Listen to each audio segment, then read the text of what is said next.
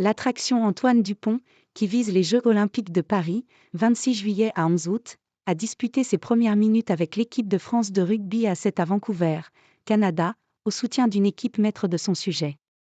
Les Bleus ont brillé lors de la première journée de la 4e étape du circuit mondial avec une victoire face aux États-Unis, 24 à 12, puis une démonstration de force face aux Samoa, 40 à 7. Ils ont imité l'équipe de France féminine, victorieuse à 2 reprises également, 26 à 14 face au Canada puis 19 à 7 face à l'Espagne. Avant le dernier match de la phase de poule samedi, 3 poules de 4, les 2 premiers de chaque groupe et les 2 meilleurs 3e qualifiés, les 2 équipes, en tête de leur poule, sont assurées de disputer les quarts de finale samedi.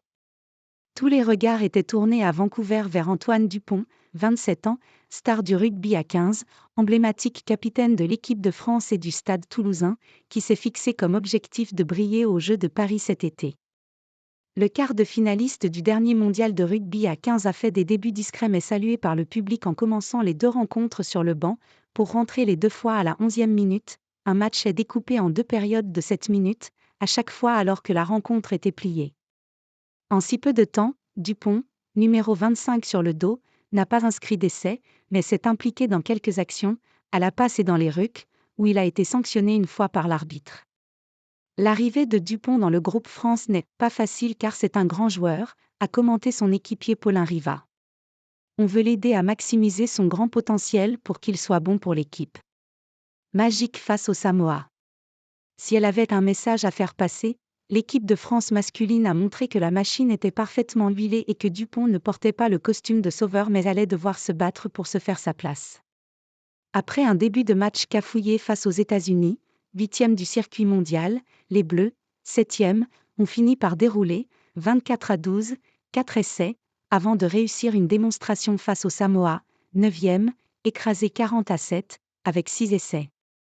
Les Français, baguette magique en main, ont multiplié les actions de classe.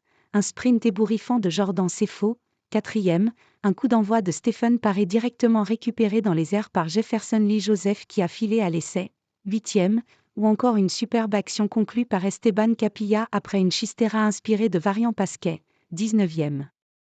Les Bleus, vice-championnes olympiques à Tokyo en 2021 et encore mieux placées dans la hiérarchie mondiale, 3e, ont assumé leur statut de favorite de leur groupe avec 2 succès autoritaires. Elles ont d'abord refroidi le public local en battant facilement le Canada, 26 à 14, grâce à 4 essais dont 2 grâce à la puissante Serafino Kamba. Elles ont ensuite dominé l'Espagne, 19 à 7, avec 3 essais et font bien partie des favorites pour atteindre les demi et la finale disputée dimanche. Le circuit mondial de rugby à 7 fera ensuite étape à Los Angeles la semaine prochaine, où Dupont sera toujours avec les Bleus.